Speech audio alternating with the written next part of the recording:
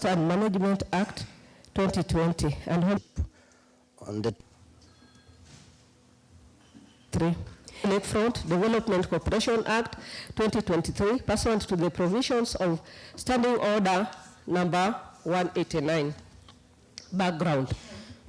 Kenya adopted a new constitution with devolution being one of its most transformative aspects. Devolution was seen as a good solution to the problems of marginalization, inadequate services delivery, and regional disparities in development, which was associated with the highly centralized system of government.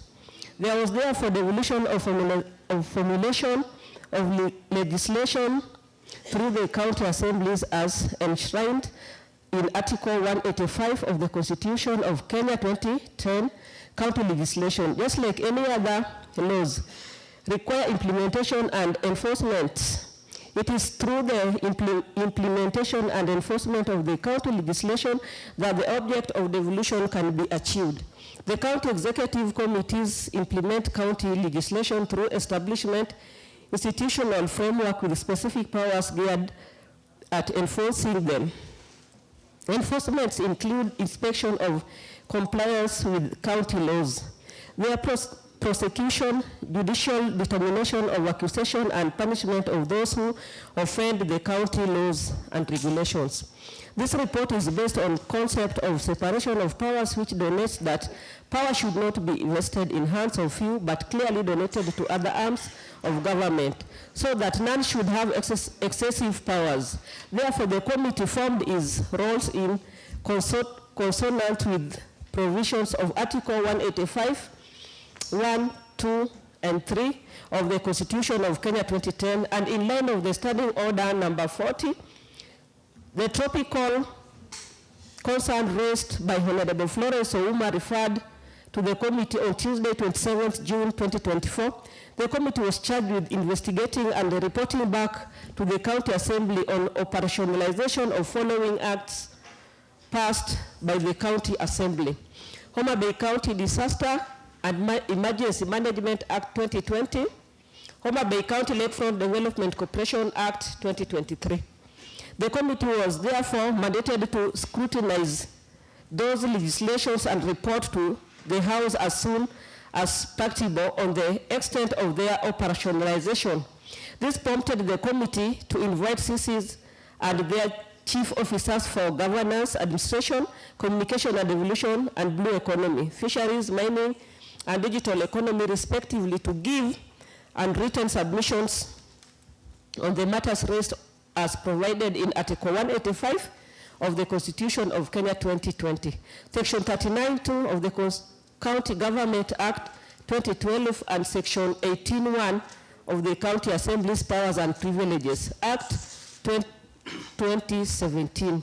Those officers appeared before the committee on 3rd October 2024, where they provided documents that were relied upon to prepare the report. This was part of the oversight role of the County Assembly as provided as Article 185(3) of the Constitution of Kenya 2010 and mandate of the Implementation Committee as provided Standing Order number 189.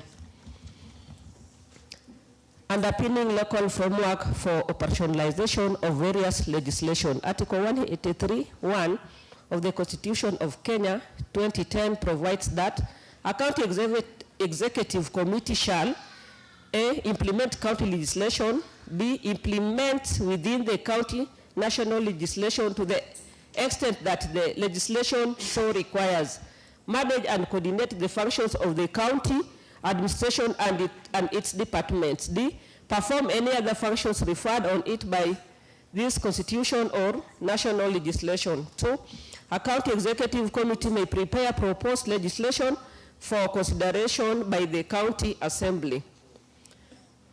3, county executive committee shall provide the county assembly with full and regular reports on matters relating to the county. Article 185(2) and 3 of the Constitution of Kenya 2010 provides that a county assembly may make laws that are necessary for or incidental to the effective performance of the functions and exercise of the powers of the county government under the 4th schedule. A county assembly while representing the principle of separation powers, may exercise oversight over the county executive and any other county executive organs. Section 39(2) of the County Governments Act 2012. 2. A committee of the County Assembly may require a member of the executive to attend or appear before the committee, and D. Answer any question relating to the members' responsibilities. Section 18(1) of the County Assembly's Powers and Privileges Act 2017, invitation of summoning of witnesses. 1. A county assembly or its committees may invite or summon any person to appear before it for purpose of giving evidence of or providing any information, paper, book, record or document in the possession or under the control of the person, and in this respect, a county assembly and committee shall have the same powers as the High Courts as specified under Article 195 of the Constitution. Specific sections to be operationalized in the Homa Bay County Lakefront Development Corporation Act 2023, Section 6. There is established an entity to be known as the Homa Bay Lakefront Development Corporation as a special purpose vehicle, SPV, to undertake Homa Bay Lakefront Development on behalf of the county government of Homa Bay.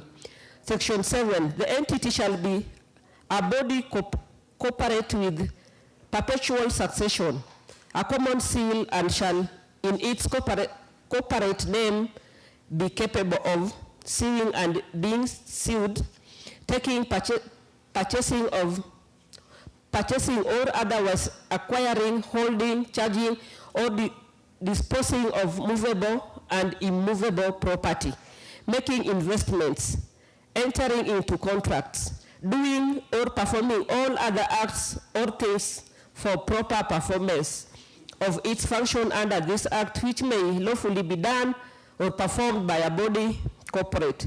Section 8, 1, 2, 3, and 4. 1, 2, 3, and 4. 1. The management of the corporation vests in the board of directors, which consists of chairperson nominated by the governor and approved by the county assembly. B. The non-executive board, executive board of directors of SPV, hereinafter referred to as board, shall consist of 6 members, of whom county government of Homa Bay will nominate 4, and the shareholders will nominate 3 from amongst themselves. Existing board members have the right to reject nominees who do not meet the minimum qualifications agreed. C. The managing director, who shall be an ex officio member and shall act as secretary to the board. The governor shall ensure that not more than 2/3 of the members of the corporation shall be of the same gender, and that there is a youth representative. 2. The inaugural chairperson shall be appointed by the governor of the county government of Homa Bay, and all subsequent chairpersons shall be elected from amongst the board directors. Appointment of chairpersons and vice chairpersons. A person is qualified for appointment as chairperson if the person is a citizen of Kenya, holds a bachelor's degree from recognized university, has knowledge and experience of at least 5 years in governance, meets the requirements of Chapter 6 of the Constitution, has a distinguished career in the field. The vice chairperson of the board will be elected from the membership of the board during the first meeting of the board. A person who qualified for appointment as a member under subsection 1B, if the person is a citizen of Kenya, holds a diploma in a field related to blue economy from recognized university, has experience of the least 5 years in public administration, and meets requirements of Chapter 6 of the Constitution. Functions of the board, Section 9. The functions of the board are to ensure proper and efficient exercise of the powers and performance of the functions of the corporation, advise the management of the corporation generally on the exercises of the powers and the performance of the functions of the corporation. 2023 Homa Bay County Lakefront Development Corporation. C, approve the estimates of the venue and expenditure of the corporation. Perform such other functions as are provided for under this act or any other written law. Section 12. There is a managing director of the corporation who is accounting officer of the corporation. The managing director appointed by the board of directors on recommendations of the county public service board and recruited through a competitive process and is subject to the approval of the county assembly. To qualify for appointment as managing director, a person must possess a degree from recognized university and have had experience in management for a period of not less than 5 years. Section 18. The corporation must within 3 months after the end of each financial year prepare and submit to the county executive committee member a report of the operation of the corporation for all immediately preceding year. The annual report must provide information regarding the activities and plans of the corporation during the year to which it relates, sufficient to impart an accurate understanding of the nature and scope of its activities and its plan and priorities, and without limitation must include details of the performance of the corporation against its key performances indicators, report on the overall status of the investment portfolio and profitability of each investment venture, including the corporation projections for the following year. Such information and other material as the corporation may be required by this act or regulations made there under to include in the annual report.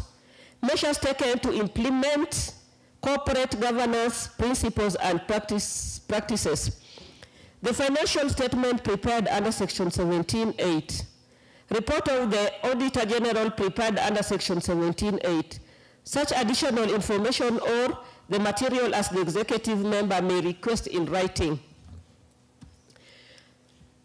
Section 21. The Homa Bay Lakefront Development Corporation may make regulations for carrying into effect the provisions of the agreement. The Homa Bay County Disaster and Emergency Management Act 2020, Section 4. There is established the Homa Bay County Disaster and Emergency Management Council.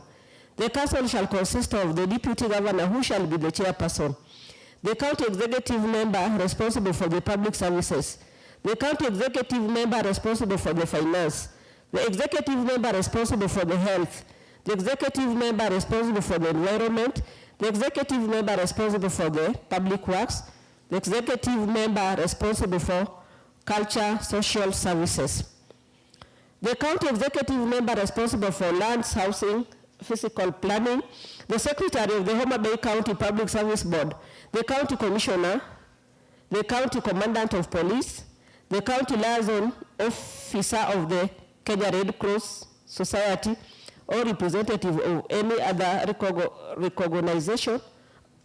any other organization serving as auxiliary of the public authorities in the humanitarian field.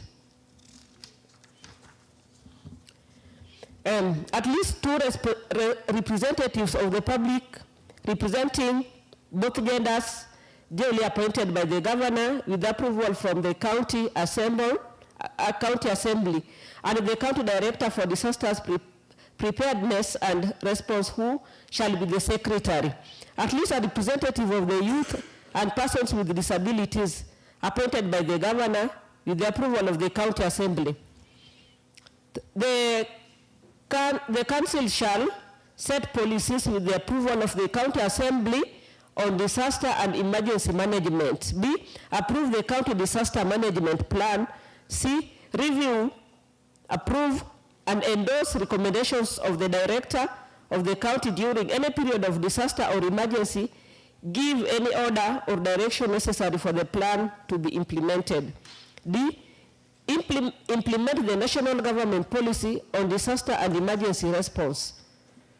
report the County Assembly quarterly on the implementation of the County Disaster Management Plan, discharge any other responsibility as provided by this Act or any other law. The Council shall report annually to the County Assembly on the status of disaster and emergency response preparedness of the county. Section 5(1) and 2, there is established the Directorates or Disaster of Emergency Management, which shall be a department of the County Public Service. The Directorate shall be the Secretariat of the Council and be under the direct management and supervision of the Council. Section 6(a) to V, the Directorate shall assess and review all disasters and emergencies and make appropriate recommendations to the Council. Prepare and subject to the Council approval, implement the plan to coordinate and monitor the implementation of the national and county disaster management policy. Ensure that areas in the county vulnerable to disasters are identified and measures for the prevention of disasters and the mitigation of these effects are undertaken by the department of the county. Undertake any activity relating to raising the capacity within the county to effectively respond to the disaster and emergencies. Ensure that the guidelines for prevention, mitigation, preparedness, and response measures laid down are implemented by all county departments. Ensure that the plan is publicized and shall all sectors of the community are made aware of the possible threats arising from disasters and emergencies and of the need to be prepared to respond to such threats so as to protect human life and health and the environment. Ensure that a coordinated interagency approach is undertaken in relation to all disasters and emergency planning, risk reduction and preparedness, and response and recovery activities. Implement the decision of the Council and give proper effect to the provisions of this Act and the plan. Ensure that preparedness activities are undertaken as required, including public awareness raising, training, simulation exercises, planning, and the establishment of facilities and communications. Organize and coordinate specialized training programs for officers of the Directorate and volunteer rescue workers in the county. Set up, maintain, review, and upgrade the mechanism for early warnings and dissemination of proper information of the public. 2020 Homa Bay County Disaster and Emergency Management 7, number 12. Identify buildings and places which could be used as relief centers or camps in case of disasters and make arrangements for water supply and sanitation for such buildings, places. Put in place collaboration measures with the other appropriate persons for national government agencies. Advise the county government on all matters relating to disaster and emergency response. Ensure that such relevant agencies or institutions as may be determined by the director prepare their own disaster management plans. Assist response agencies and the community general to identify, implement, and participate in disaster risk reduction activities and programs. Collect the plans prepared under Part 4 and refer them to the Council of Approval and undertake such activities as necessary to prepare for response to disaster and emergencies. Establish a multi-agency disaster operations center. Regulate other disasters management agencies in the county. Perform such other functions as may be conferred by the council or any other written law. Section 7(1) to 6. The Directorate shall be headed by Director of a Disaster. Let me come again. The Directorate shall be headed by a Director of Disaster and Emergency Management, is a Kenyan citizen. B, is a holder of at least first university degree in a course distinguished career of not less than 5 years in the relevant mine, such member of a staff as may be required for the proper execution disaster and emergency management 2020-8, number 12. The director shall be the overall administration, organize and control of staff of the directorate, manage of funds, property and affairs of the directorate, implementation of policies and programs of the directorate and reporting thereon to the council. Development of operational plans for achieving the objectives of the directorate and performance of any other function necessary for the implementation of this act as may be determined by the council. 6A, there is established a sub-county disaster management council which comprises of the following: sub-county administrator who shall be the chairperson, the sub-county OCPD, the sub-county public health officer, the sub-county environment officer, a representative from the civil society organizations appointed by the umbrella body representing the civil society groups working with the sub-county. Section 8.1, there shall be prepared a plan for disaster management for the county to be called the Homa Bay County Disaster Management Plan. Section 8.4, the plan shall be reviewed and updated annually. The county government shall make appropriate provisions for financing the measures carried out in the plan. Section 9, the county government shall ensure that officers and employees are trained for disaster management. Ensure that the sources relating to disaster management are so maintained as to be readily available for use in the event of any threatening disaster situation or disaster. Ensure that all construction projects under it or within its jurisdiction conform to the standard and specifications laid down for prevention of disasters and mitigations by the directorate, and carry out relief, rehabilitation, and construction activities in the affected area in accordance with the plan. Section 11.1, there is established the County Disaster Management Fund, which shall be administered by the director. 10, Section 14.1, the directorate shall cause to be kept proper books and records of accounts of the income, expenditure, assets, and liabilities. 2, within a period of 3 months after the end of each financial year, the council shall submit to the Audit General the accounts of the directorate in respect that year, together with a statement of the income and expenditure of the directorate during that year. B, a statement of the assets and liabilities of the directorate on the last day of that financial year. And the annual accounts of the directorate must be prepared, audited, and reported upon in accordance with the provisions of Article 226 and 229 of the Constitution and the law relating to public audit. Section 17.1, the County Executive Committee members responsible for the public safety shall, on the recommendation of the Council, make rules generally for the better carrying out of the provisions of this Act. Committee specific findings. The Homa Bay County Lakefront Development Corporation Act 2023.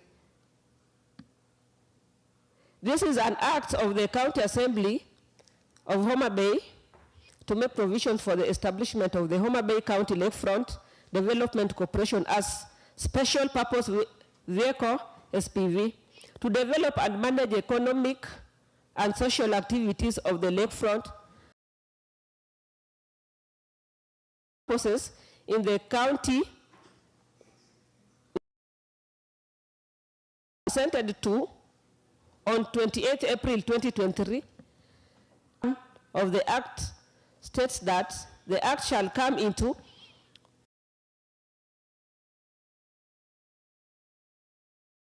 sought for information from the CC in charge of blue economy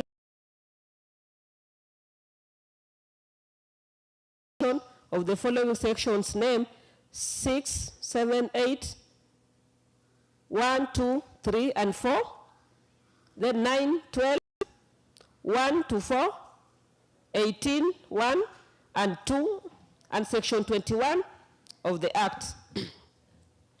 There was no compliance with the provision of section 6, 7, 8, 1, 2, 3, and 4, 9, 12, 1 to 4, 18, 1 to 2, and section 21 of the Act.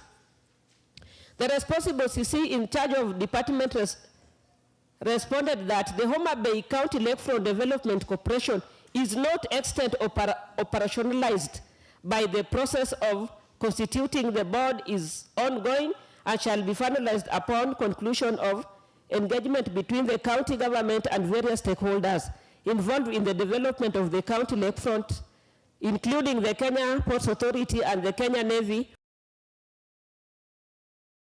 of the County Attorney Assembly of Homa Bay to provide for the management of disasters and emergencies in Homa Bay County, and became operational on 14th January 2021 in accordance with Section 1 of the Act states that in a gazette. The committee sought for information from the CC in charge of and the evolution of the operationalization of the following 6, A to V, 7, 1 to 6, Disaster and Emergency Management Council. The committee established that there was compliance with the provision of Section 4, 1, establishment, the Homa Bay County Disaster. The CC in charge of the department responded that the council had already been established and currently being operationalized as provided in conformity with the national policy and disaster emergency management to have the governor, disaster emergency management in the county. Honorable Speaker, there's a lot of noise in the house. I don't know whether you're also hearing. They should be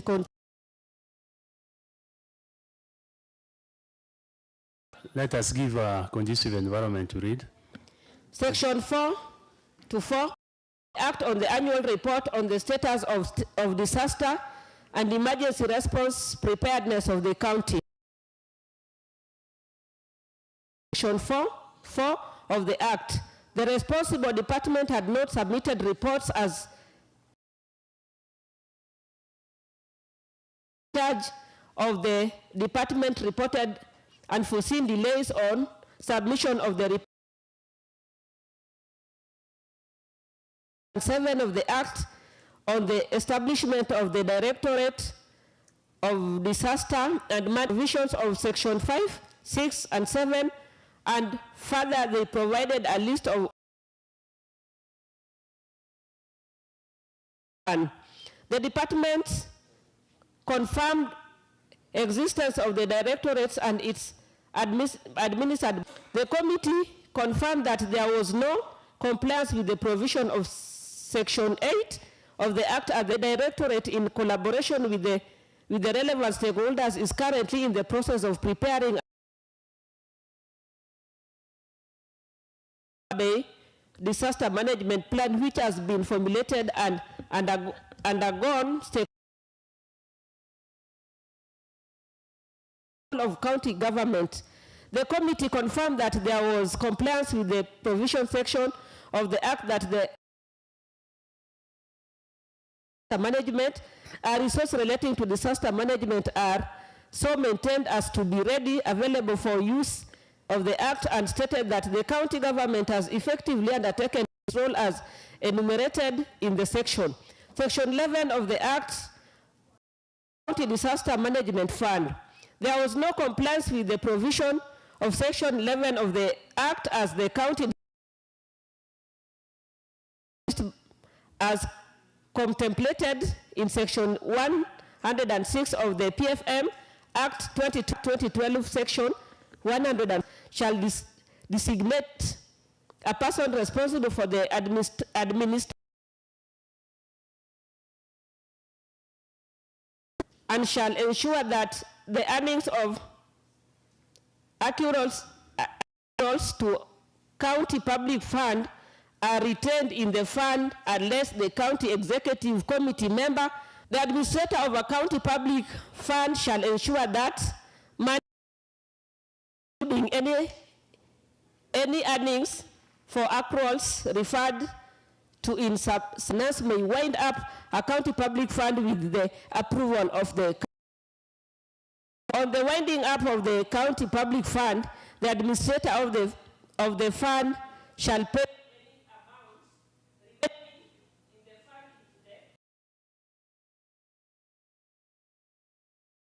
and the county executive committee member for finance shall assembly pay any deficit in the fund from the county exchequer account not later than 3 months after the end of each financial year, and present the financial statements of the county assembly. The administrator of the county public fund shall ensure that 102 number 18 Public Finance Management 2012 and published by the Accounting Standards Board from time to time.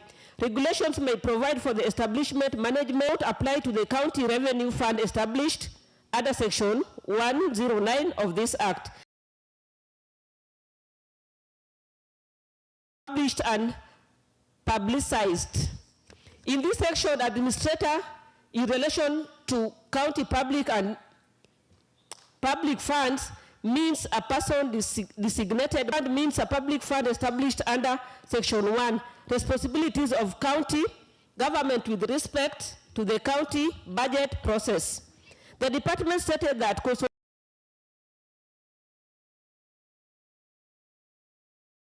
in this section, and it is proposed amendments in the amendment bill to ensure that it conforms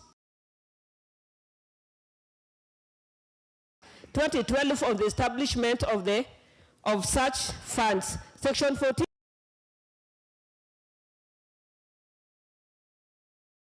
there was no compliance with the provision of Section 14 of the Act, given that there was no proper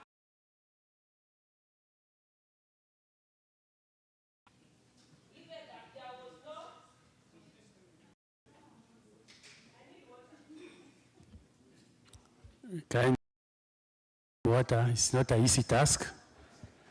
It has been a very long statement.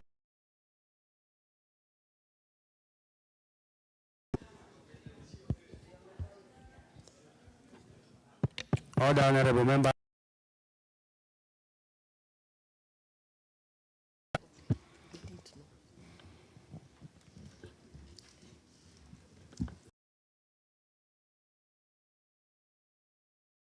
Act on the maintaining books. There with the provision of Section 14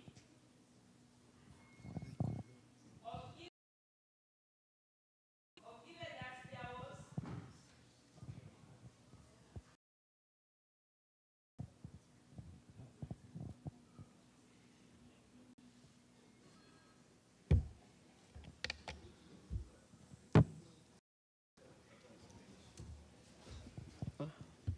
okay, let me come up again. Section there was no compliance with the provision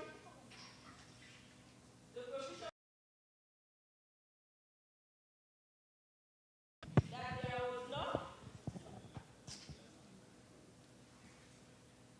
there was no compliance with the provision of Section 4.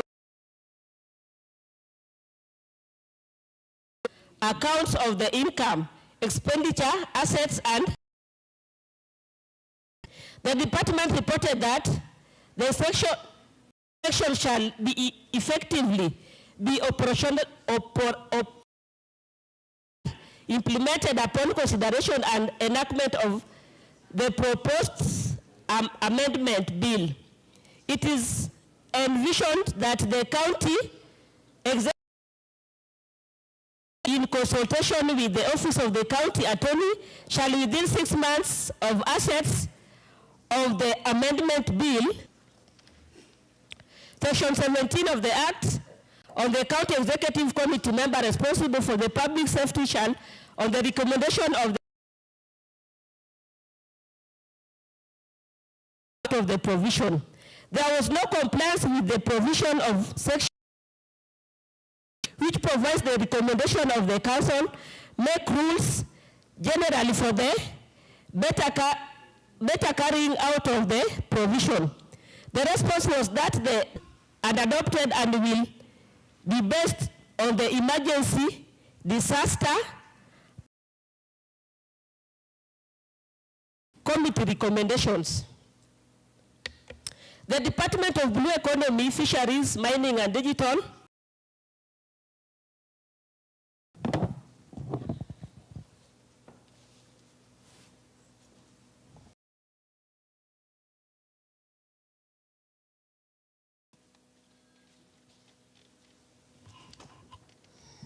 committee recommendations. The Department of Blue and Digital Economy should recognize Lakefront Development Corporation Act 2023 full compliance to section of the act within this report failure to which sanctions will be as per the standing order number 100 and the sectoral committee on blue economy, fisheries and digital economy should exercise its oversight of the Homa Bay Lakefront Development Corporation Act 2023 and report regularly to the House on the same. This is by taking provision of Article 185 of the Constitution of Kenya 2010. The Department of Government, a conformity with the National Policy on Disasters and Emergency Management, to have the Governor and the County Commissioner as the co-chairs for management in the county and provision of the Public Finance Management Act 2020 on the establishment of county public funds. The county executive enacted by the county assembly within the stipulated period for the proper county management and administration.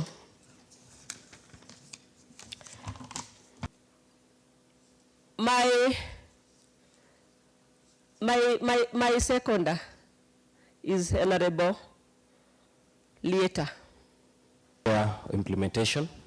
I'd like also to appreciate the Office of Speaker for giving the implementation committee a chance to report actually touches on that are important to section and to this assembly as one of the assemblies that are supposed to implement the Constitution of Kenya 2010 and Standing Order number 10 of this Honorable House. The issues that were raised before this report is to the House were as a result of topic on concern question this House on 27th of July 2024. These were committed to the committee and the committee took. The committee called the relevant CCMs and they appeared in this House on 4th of October as presented in document. I would want to put it to the members that the mandate of the Chief Executive is to implement Section 183(1) of the County Government Act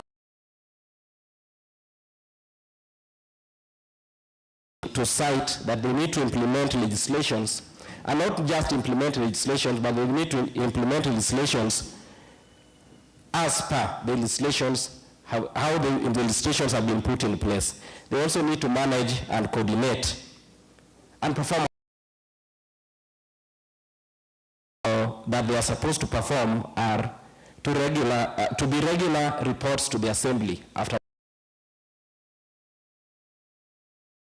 proposed legislations that are supposed to amend such acts.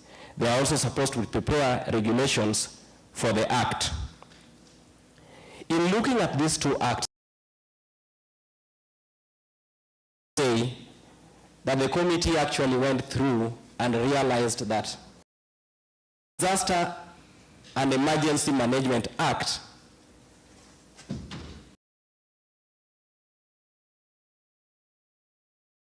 in terms of implementation. However, there were two sections that were cited that were not proposed. One is section 2.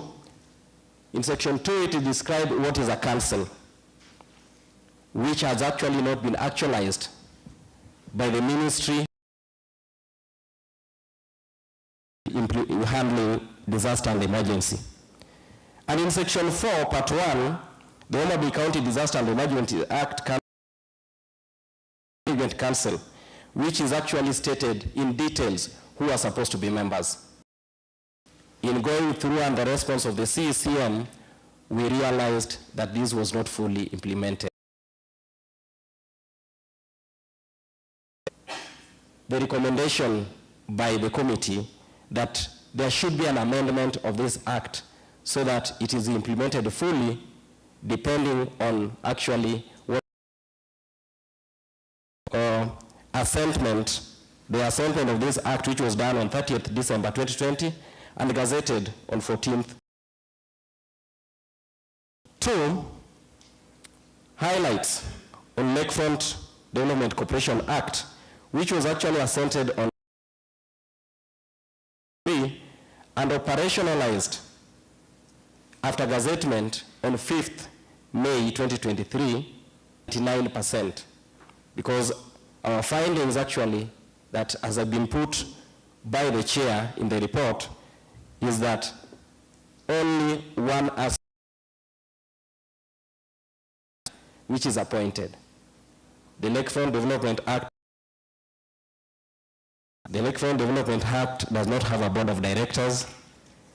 The Lakefront Development Act does not actually even provided a budget. It has not provided reports through the Blue Economy Department. Several other issues that we need to actually debate in this house. And therefore,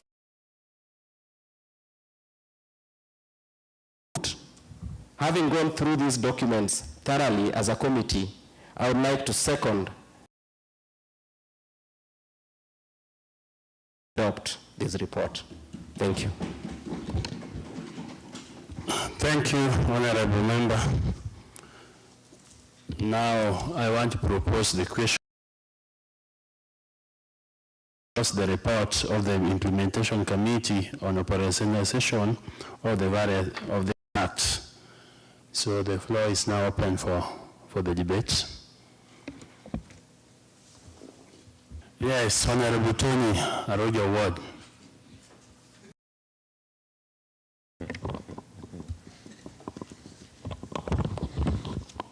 Right Honorable Speaker, thank you for the opportunity. One, it's good to be. I see everything is new except the buzzers. And Honorable, we could also take another break so that they sort out the buzzers, then we come back next week. I support the adoption of this report, and I also thank the chair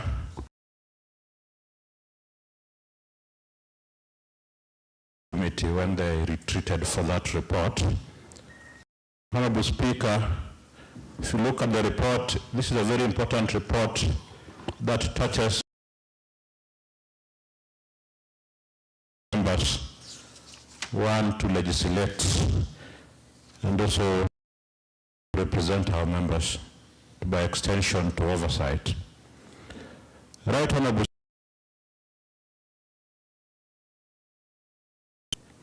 what is detailed in this report, one is about the Disaster Management Act, that the Honorable County Disaster Management Act, and also Front Development Corporation Act number 2 of 2023.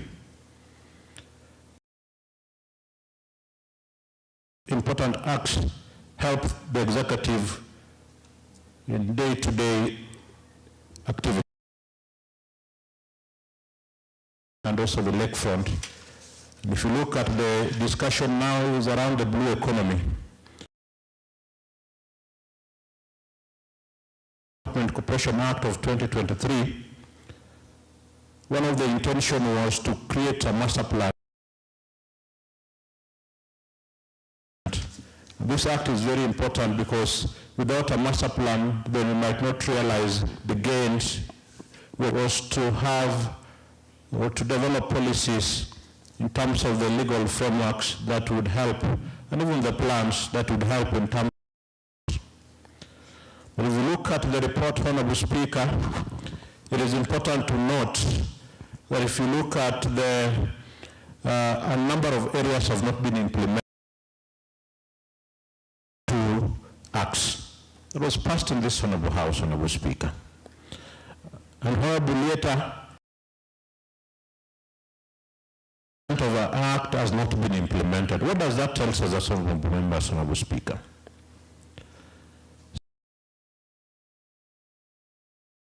Forward is to come up with clear legislations.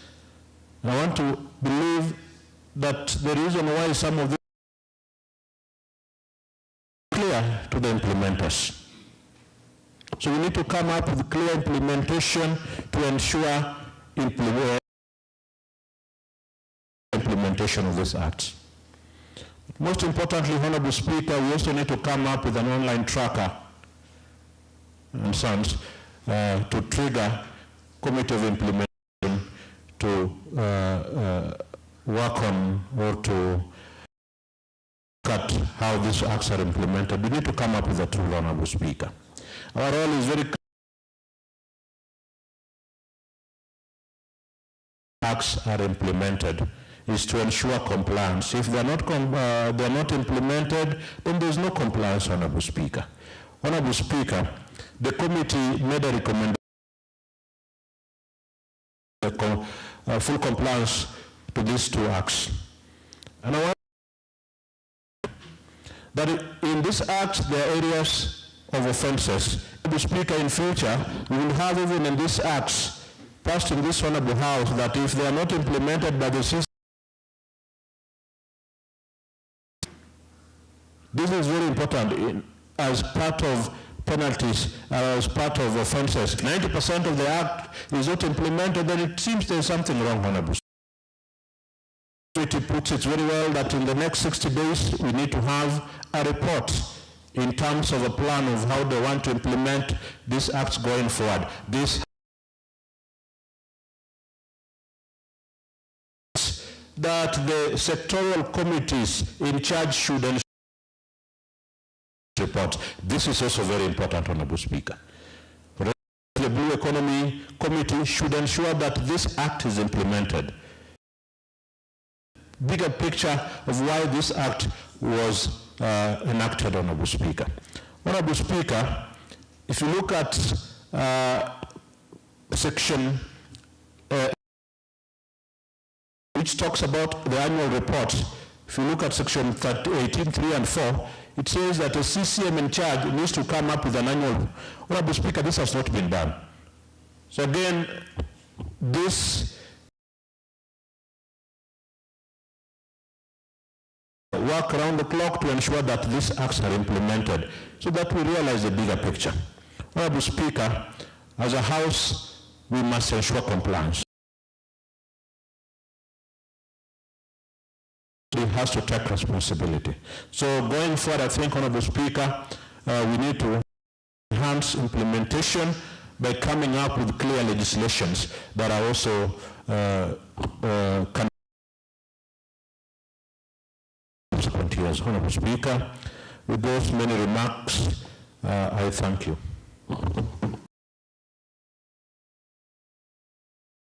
Who is that? Oh, Honorable Florence, your name is not working, your bus? Get to talk.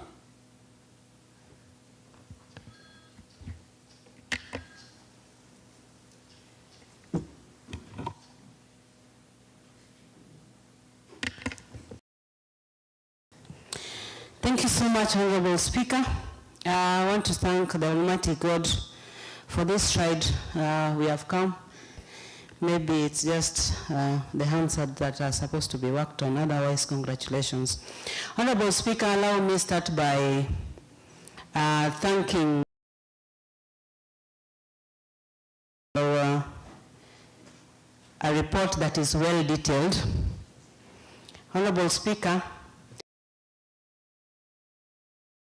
come up with the laws and regulations that are supposed to govern and guide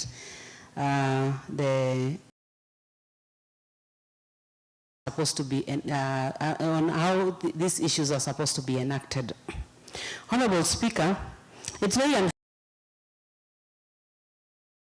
or the regulations that have come from this House, very honorable House, are not enacted. And this is something that the blue economy, Honorable Speaker, allow me to talk about the Department of this Administration, Communication and Devolution. Honorable Speaker, this department should really take it fast. The Management Act that is there is not in conformity with the much as we are operating as counties, we are in line with what the national government has. This document, because it's urging that department to check on that, so that they have actually seen to it that the governor and even the county commissioner, once these two heads are a part and parcel of it, they will be taking it as personal to see that some of these things are undertaken. Honorable Speaker, and we really need administration to be on checks and balances.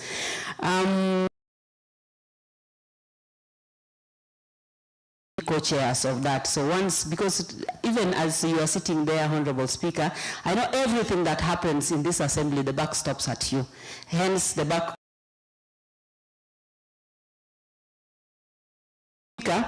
I will also urge why I really support.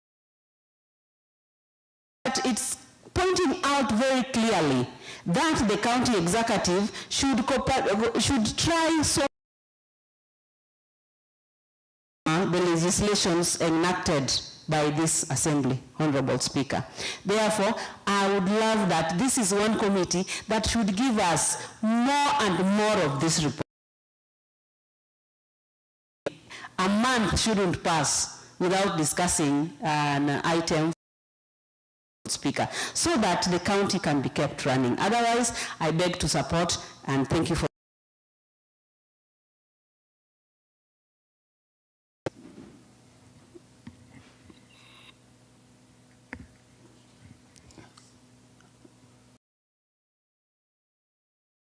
Want to say something?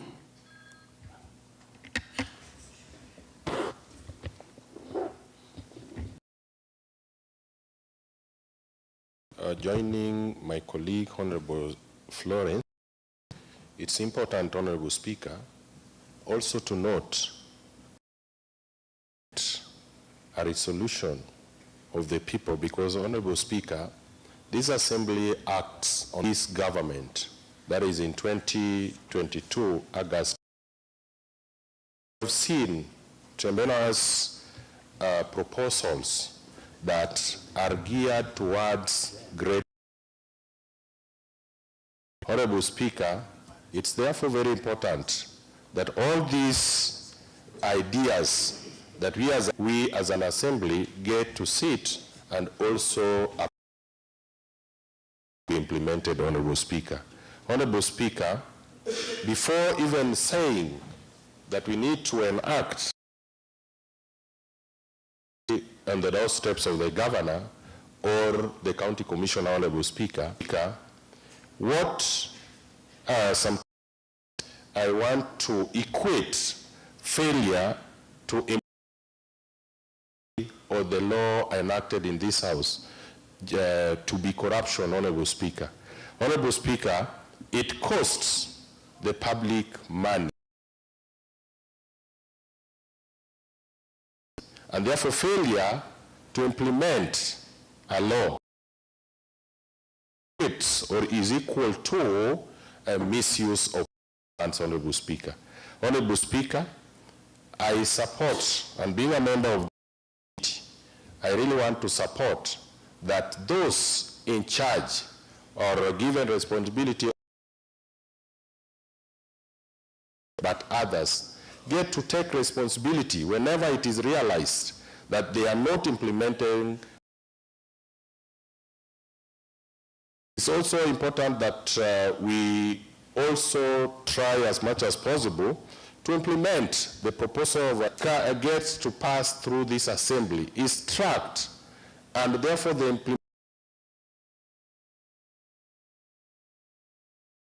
implementation of what is passed is also considered every time, Honorable Speaker. Honorable Speaker, at times you find that the assembly might even, because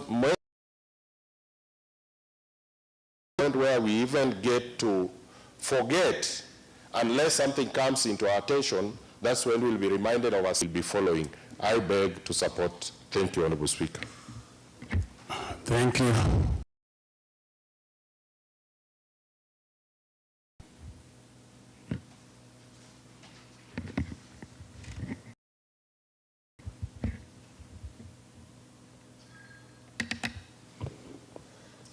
Thank you, Mr.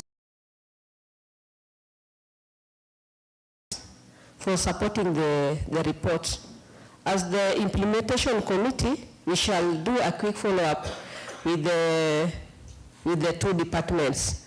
Thank you, Honorable Speaker. Person for that committee. Now I want to put the question that this House adopts the report of the implementation. Next order.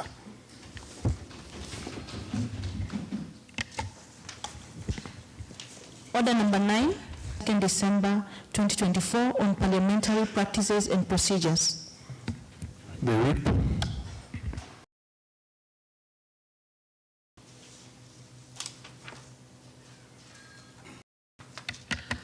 Thank you, Honorable Speaker. Honorable Speaker, I beg to move the motion on legal legislative practices and procedures from 28th November to 2nd Hotel, Kisumu. Honorable Speaker, straight away to the mandate of the County Assembly leadership. The Constitution, they can exercise directly or through elected. The governments that are established of a government that is in compliance as part of their duty to respect, uphold, and defend the Constitution, that is the Article 3. And principles of governance that bind all the state organs, we have the membership of this leadership.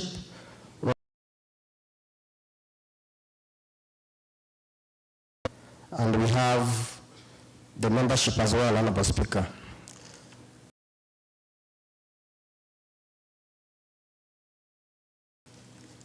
Allow me, Honorable Speaker, to acknowledge and take this opportunity to thank all the members of the county and the clerk to the County Assembly of Homa Bay for the logistical support to this leadership, for their effectiveness and efficiency throughout the report.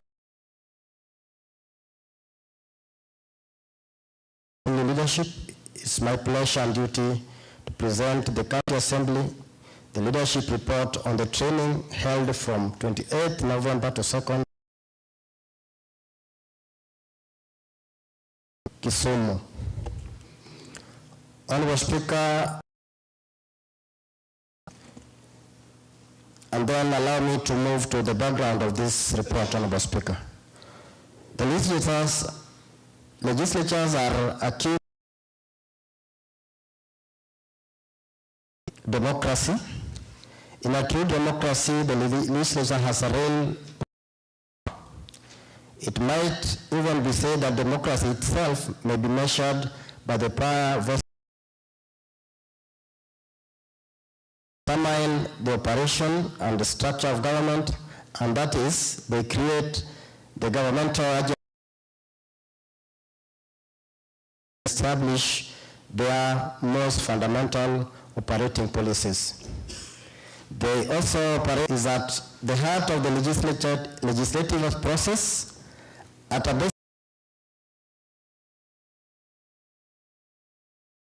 The legislative rules exist to help create public policy in an open, balanced, and efficient manner. Provide a framework within which a group can consider issues and resolve disputes. Rights of various groups within or affected by the actions and organizations such as majority, the whole body, people and parties affected by the body's decision of public meetings and certain fundamentals. The entire process is essential. A solid process will enhance effectiveness of the legislator and help him or her better represent his or her constituents. This is the reason why it was decided to organize for a training for the members who are in the leadership to be well equipped with sound knowledge, since they are also the legislators provided in Article 1.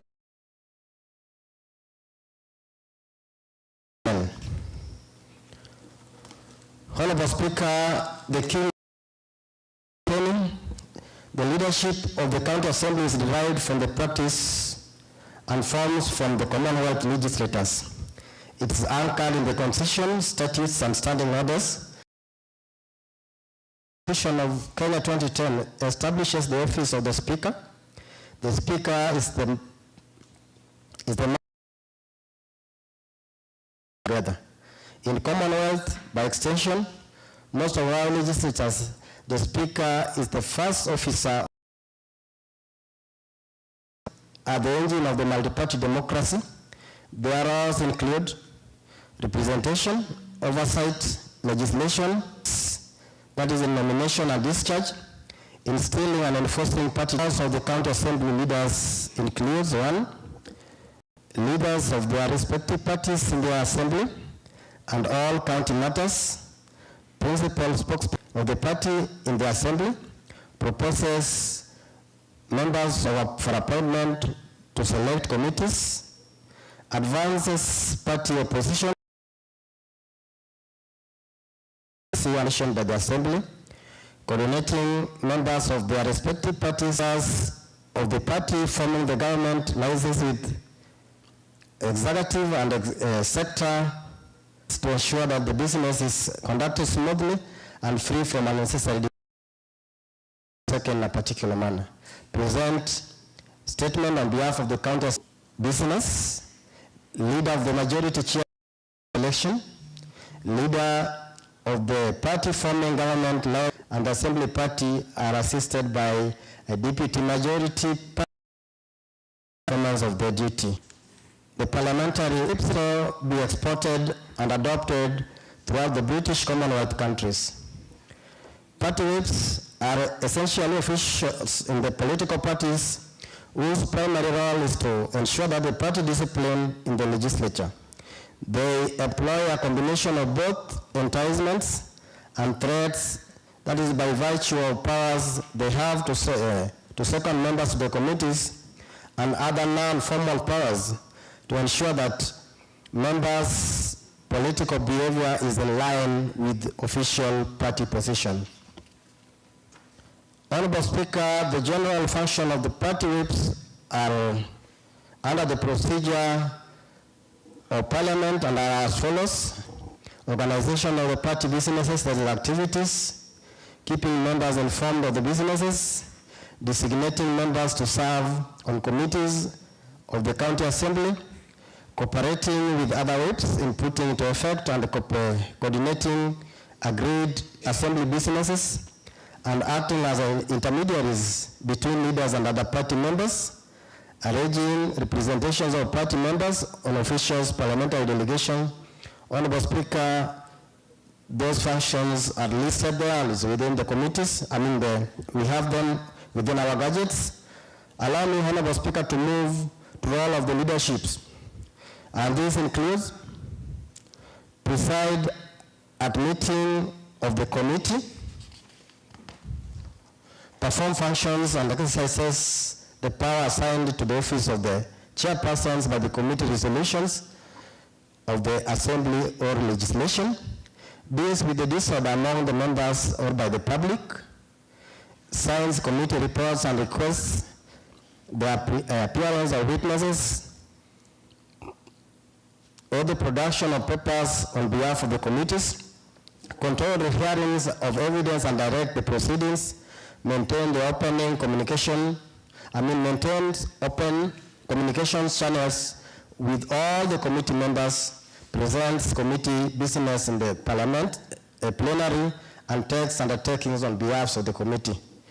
Honorable Speaker, on the office of the clerk, the office of the clerk is established under Section 13 of the County Government Act 2012 and Part 4 of the County Assembly Service Act 2017. The clerk is the administrative head of the County Assembly, assigns duty to staff and supervises them. He is the chief procedural advisor to the Speaker and all the MCS. He is the accounting officer of the County Assembly, prepares the budget of the Assembly, authorizes use of funds, manages procurements, oversees use of funds, as Section 13(4) of the Constitution, of the County Government Act 2012 provides for a clerk as a Section 148(4) of the PFM Act 2012 provides that a clerk as the accounting officer. He or she is the secretary of the County Service Board, the body charged with the management of the County Assembly under Section 16 of the Services Act 2017. Section 19 of the County Assembly Services Act 2017 provides that in addition to the function conferred under Section 16 as the secretary of the board, the clerk shall be A, the chief administrative officer of the County Assembly, B, responsible for the day-to-day management and functions of the County Assembly.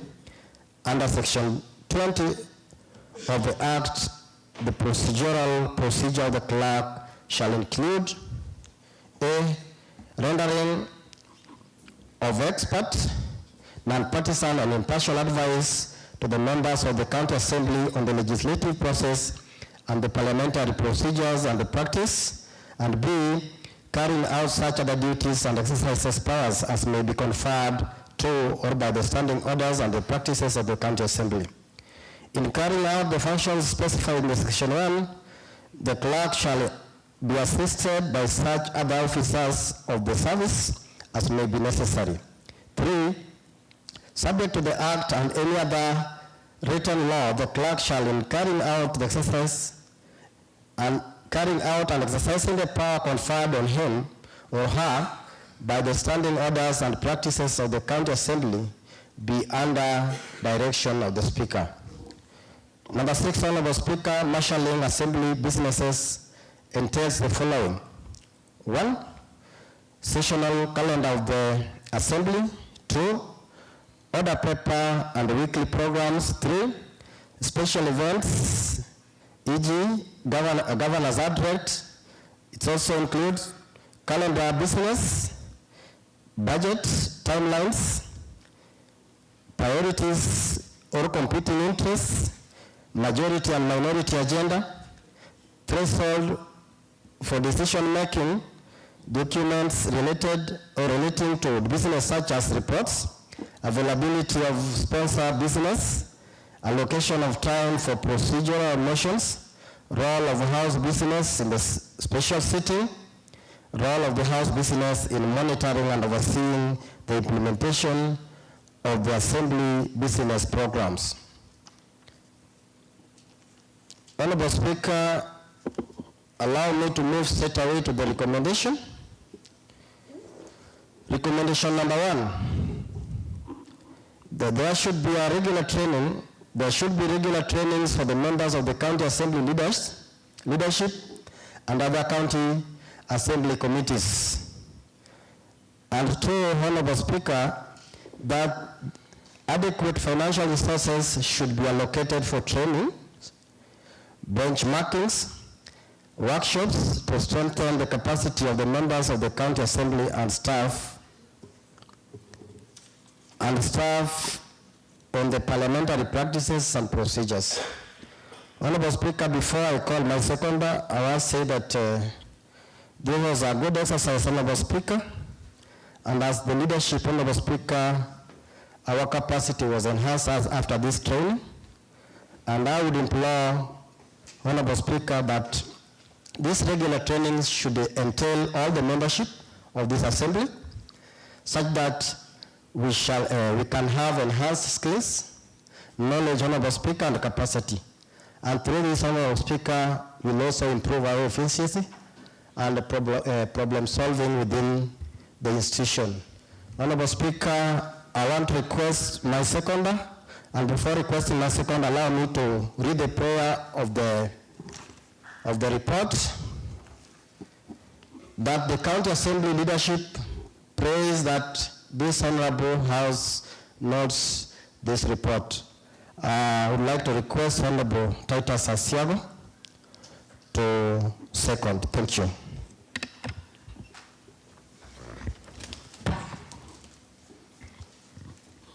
Thank you, Honorable Speaker. I stand to note on the report of leadership training. And Honorable Speaker, as I note on this report, Honorable Speaker, I happened to be the Deputy Majority Whip by then, and just as the Honorable Whip stated in the report, Honorable Speaker, I would say that this training was timely, and Honorable Speaker, as Honorable Member of this House, just as the recommendations asked, that such trainings should be there regularly. Honorable Speaker, if you look into how the leadership of this assembly has conducted themselves after this training, Honorable Speaker, I think each and every member here is able to note the change in leadership skills that we have applied. And most of these skills, some are out of experience, and most were gained during this training. Honorable Speaker, in the report, you've equally had the report stating that this training should not only just be for the leadership of the assembly, because we all believe that each and every member here is a leader at a different capacity, and we also lead, we also represent people, our electors from the respective wards. Honorable Speaker, I would say that after this training, most of leadership members actually have changed onto their leadership skills. Honorable Speaker, this also has put us into a situation where each and every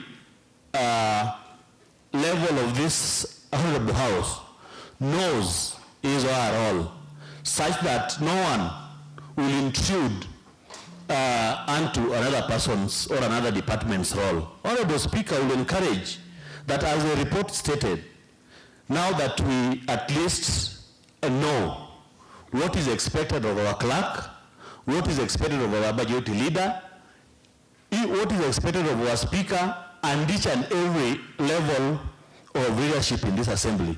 Honorable Speaker, I will encourage us that we actually consider the entire House being taken through a similar training so that we be equipped of what is expected of us. I have a much we might be knowing, but it will be a refresher.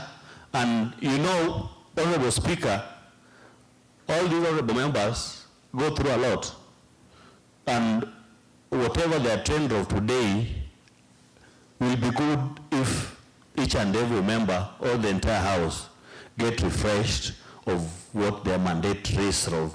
Honorable Speaker, as I stand to note again, I will encourage the leadership that the training that we had be conducted regularly so that we manage ourselves and the entire assembly with a lot of sobriety, being that we'll be going under the trainings and we'll know what is expected of us as leaders of this House. Honorable Speaker, I stand to note as I second it.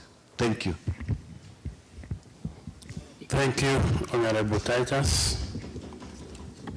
Now, I want to propose that this House notes the report of the House leadership on training held in Winview Hotel, Kisumu on 28th November to 2nd December 2024 on parliamentary practices and procedures. Any debate?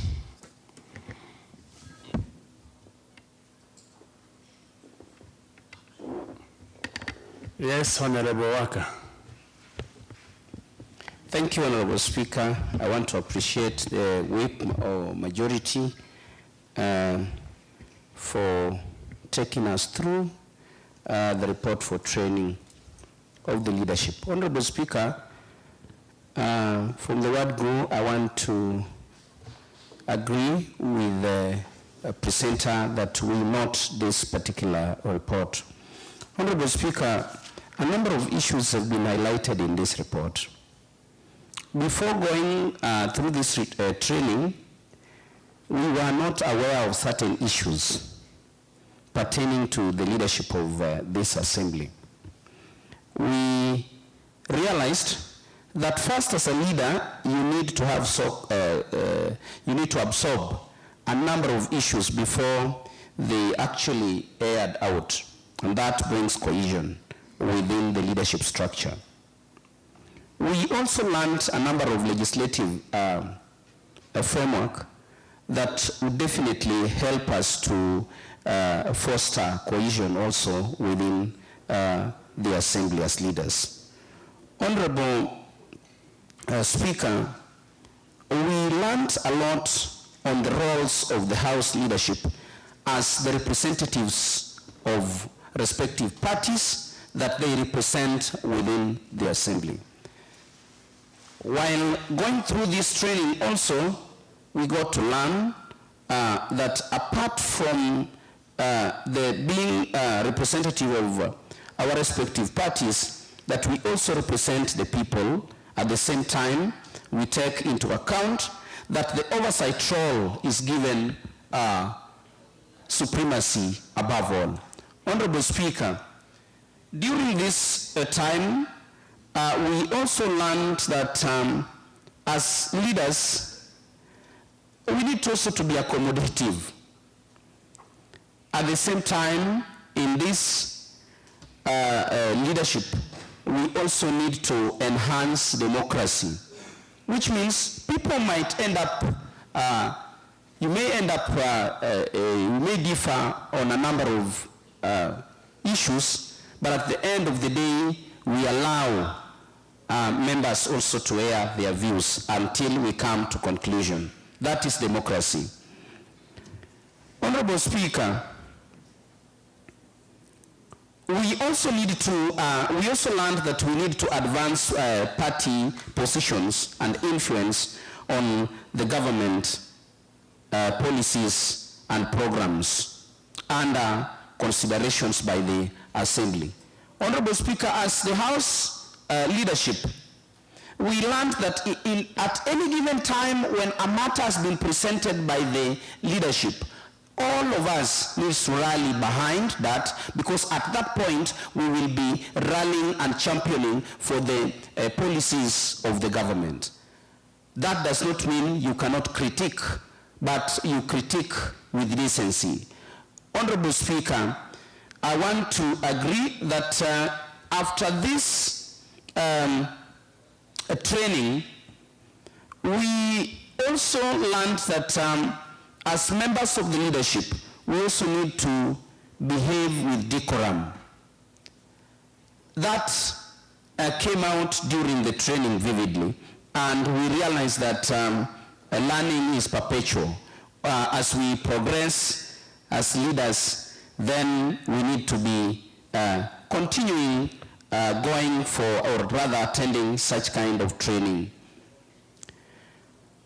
Within the report, Honorable Speaker, we also learned about different roles as played by various stakeholders, more so the Office of the Whip, the Office of the Majority Leader, the Office of the Clerk, and we realized that those mentioned offices are very integral in day-to-day running of the Assembly activities. Honorable Speaker, I want to submit that I urge the members that we note this particular report because it is of great importance to this Assembly. I thank you. Thank you, Honorable Pauline. Asante sana Mheshimiwa Spika na waheshimiwa wote kwa kunipa hii nafasi ili niweze kuchangia kidogo kuhusu mafunzo ambayo tulipata kuhusu viongozi wa bunge. Kwanza kabisa mimi niko na furaha sana kwa kuwa mafunzo ambayo tulipata liliweza kutupa sisi kama waheshimiwa ama viongozi laini nzuri ili tuweze kufuata. Kwanza kabisa tuliweza kujifunza ya kuwa sisi kama viongozi lazima tupendane sisi kwa sisi, kwa kuwa upendo ni kitu muhimu sana katika binadamu. Na sisi pia niliweza kupata ya kuwa sisi sote hapa ni viongozi, na kama wewe ni kiongozi ni lazima ujue ya kuwa unafanya nini na unalifanya wapi. Tena kabisa niliweza kupata ya kuwa kwa njia ya mavazi ni lazima tujivae kama viongozi, iwapo tuko ndani ya bunge ama nje ya bunge, ili kuonyesha wale ambao wako nje ya kuwa sisi sote ni viongozi. Asante sana Mheshimiwa Spika, naliunga mkono. Asante sana. Honorable Mono Florita Ondiek.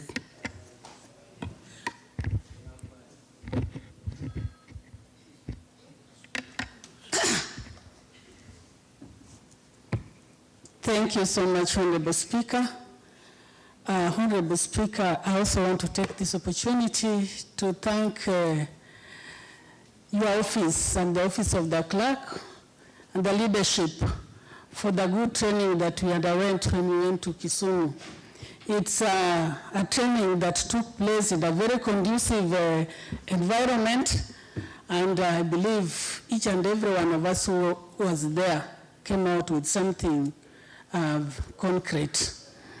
I want to say that the most important thing that I learned when I was in Kisumu is the fact that as a leader, we should at all times defend, uphold, and respect the Constitution of Kenya, where everything that we do is anchored on.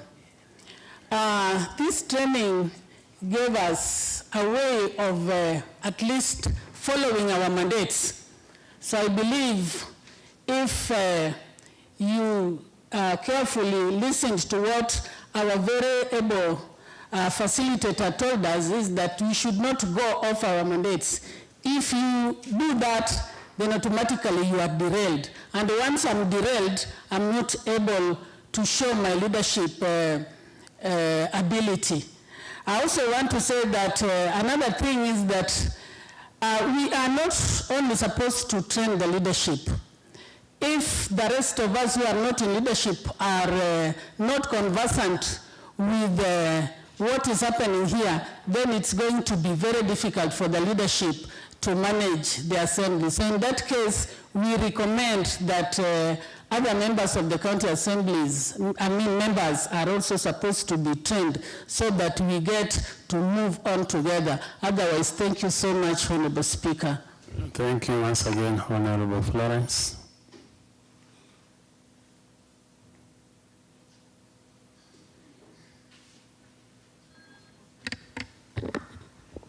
Thank you so much, Honorable Speaker. Once more, I want to thank you for having had that idea that our leadership gets trained. Honorable Speaker, it is well known that leadership comes with responsibility. And this responsibility, if not taken upon, then the leadership could be going astray.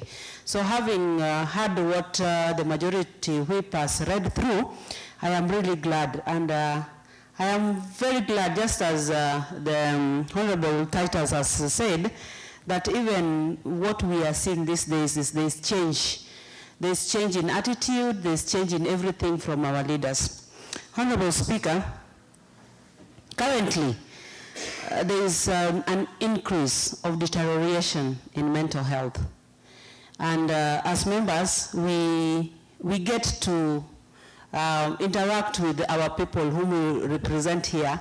Honorable Speaker, these people get to pour their anger on, they get to vent, sorry for using that word, but they get to vent their anger on us, especially economic anger. When it's vented on us, we come and vent it on the leaders that are there. So if that training is not there, so that the leaders get to know how to handle us, who are also handling the electorates down there, Honorable Speaker, things would not move well. Otherwise, I also take note and I support this issue of the whole house getting trained, so that even if I have anger issues from the electorates that I have with and come to the house, I will know how to approach that leader, and in turn, the leader will know how to handle me, so that we move on as a family. Otherwise, I not thank you. Thank you, Honorable Majority. Thank you, Mr. Speaker. Mr. Speaker, I also want to join members in noting this report. Mr. Speaker, I want to confirm, and indeed it is true, that since we came from Kisumu, then we went to Eldoret for trainings. I hope there is another report. You remember this year, we went to Eldoret. That was a continuation of the trainings that we had in Kisumu, but the report will come. So, Mr. Speaker, if even in this assembly, you know the leaders of the assembly, I thank God when we talked of the dress code, Mr. Speaker, and nowadays our leaders lead by example. And, you know, if our members can go by that, Mr. Speaker, then I think, Mr. Speaker, that this House will never talk about the issue of dress code again. But all the same, if you look around, Mr. Speaker, our members are very decent, and that means that they have interacted very well with our leaders, and they have been talking about the issue of dress code. But that aside, Mr. Speaker, during trainings, Mr. Speaker, we realized that it is the leadership that is supposed to protect the interest of members, the interest of the electorates, and, Mr. Speaker, the interest of themselves as leaders. So, Mr. Speaker, I hope we are trying from that time. And in this assembly, we talked of welfare. You remember when I was going through WhatsApp of this Honorable House, Mr. Speaker, I realized somebody quoted the issue of welfare 15 times. Welfare up to 15 times, Mr. Speaker. But then I want to refer to jokers. Because somebody just recently, Mr. Speaker, we did a reconstitution of committees. Some of the honorable members here were chairpersons. Up to less than 3 weeks ago, Mr. Speaker. And Mr. Speaker, within these 2 weeks, some have turned to be like angels. And Mr. Speaker, you remember during trainings, we asked a lot of queries. And our trainer was one of the senior clerks, assistant clerks in the National Assembly. Mr. Speaker, the gentleman took us through a lot. And most of the questions that we did ask, Mr. Speaker, were answered. We realized that I may be a majority leader up to this afternoon. But when gods may decide to be tired with me, so once I'm removed and a communication made by you, Mr. Speaker, from tomorrow's setting, I just cross over to the other side. So I want to plead with our leaders. You know, in the National Assembly, Mr. Speaker, even chairs of committees form part of leadership because there are 290 plus nominated members, over 300 members in that assembly. And that is the reason why we have the party leaders, the party leaders, we have the members of the speaker's panel, the speaker himself, the deputy speaker. We have the board of the National Assembly and all the chairpersons. And Mr. Speaker, in the National Assembly, they also have some members who are not chairpersons, they are not party leaders, they don't serve in the speaker's panel, they are not board members as commissioners, Mr. Speaker, the Parliamentary Service Commission. But remember, they are referred to as other whips. A consultation is done between the speaker and the party leaders, and they appoint some members who can help in whipping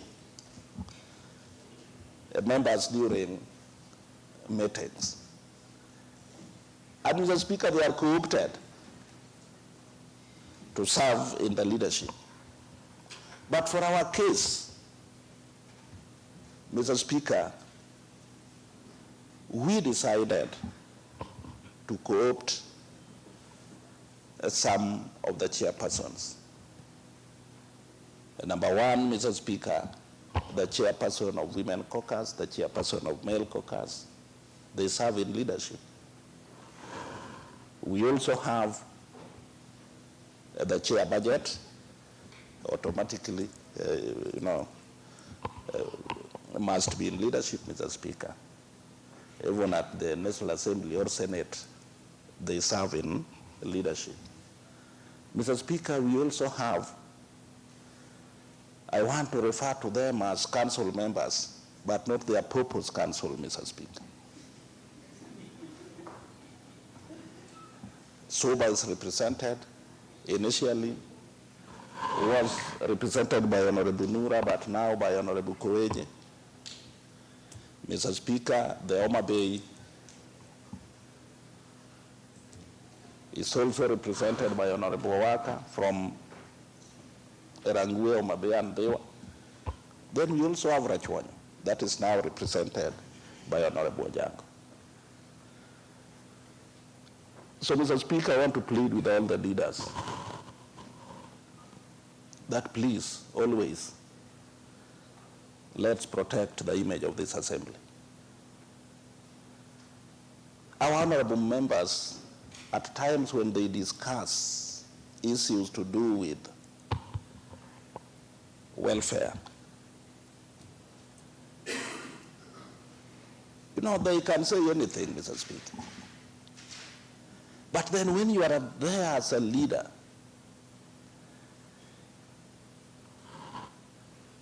you need to make sure that at least you talk to them. You just tell members that, please, we are consulting about all those, and I'm going to make sure that I raise this during our leaders' meeting. But before the meeting, I'll see the speaker, I'll see the majority leader, I'll see the whip, and we'll make sure that all these that you are saying are sorted. Mr. Speaker,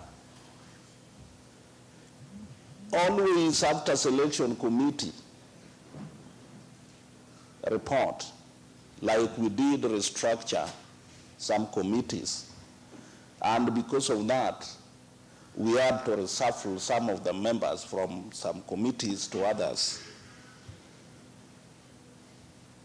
Mr. Speaker, it is not only in this assembly that it always happens, but in all the parliaments, there must be some members whom after such reports must be wounded. But I want to believe that all of us, Mr. Speaker, all the members can serve in any committee at any capacity. All the members.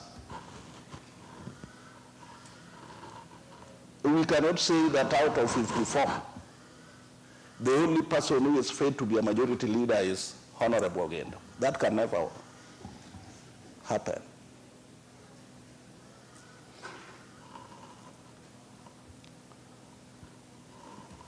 So, at times, when we reshuffle members, Mr. Speaker, that always make our members to learn, also on the job. Because there is always tomorrow. Me, I'm serving my third term here.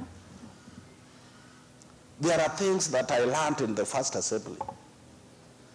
I did learn some in the second assembly. And Mr. Speaker, there are honorable members here who are elected in 2022 who are also learning from us. So when I'm praying that you be elected again, all of you honorable members, but if that happens,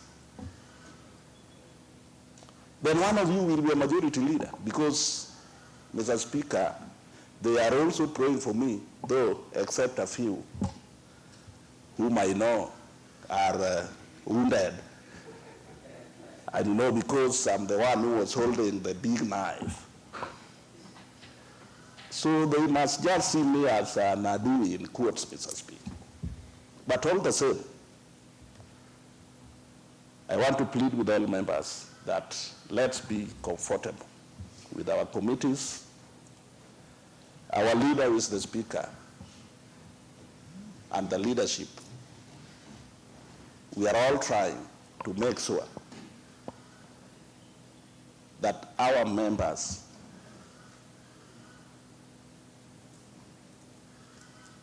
have something that by the end of any month, at least you can walk into your ward and say hi to your electorates. So, Mr. Speaker, I've talked much. Thank you. I beg to note the report. Thank you, Honorable Raphael Odongo. Your buzzer was up.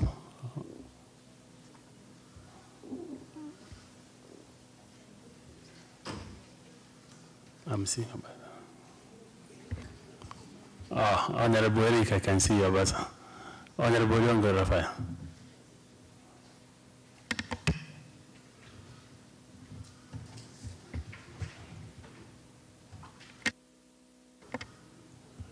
Kindly move to where you can get.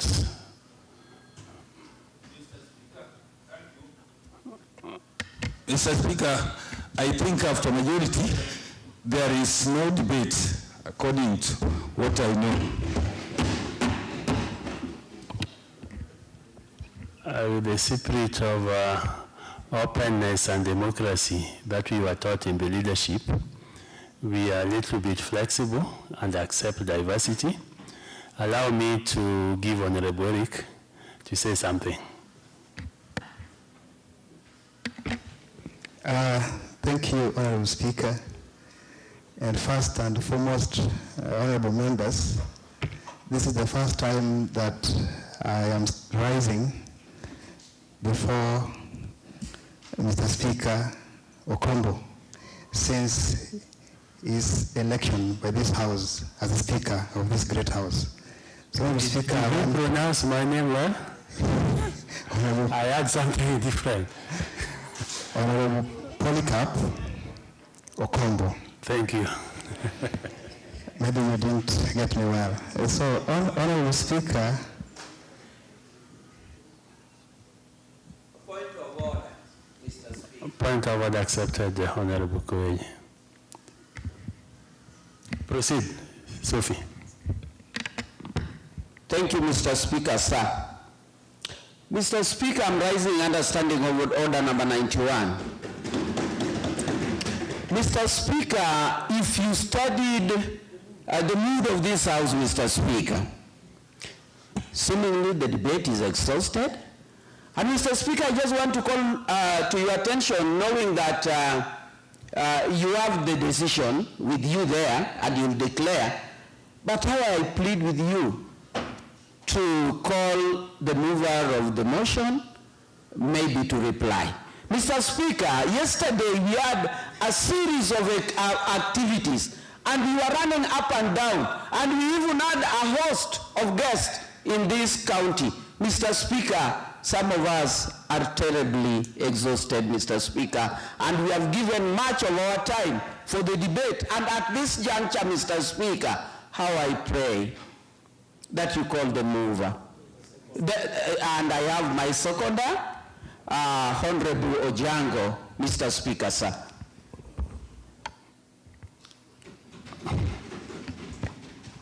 Thank you, Honorable Sophie.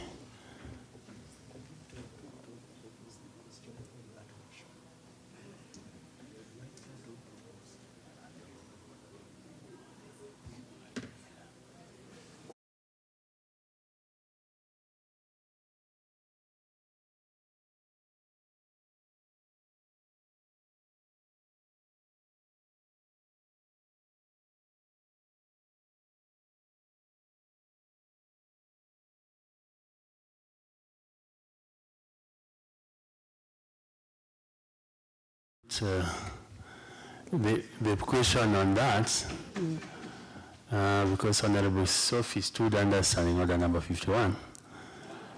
91, do I put it that we call the mover? Will as many as similar opinions say aye?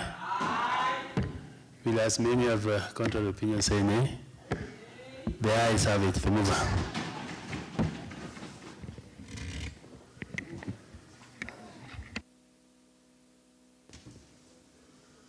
Thank you, Honorable Speaker. Honorable Speaker, I want to thank all the members of this House for noting this report, Honorable Speaker.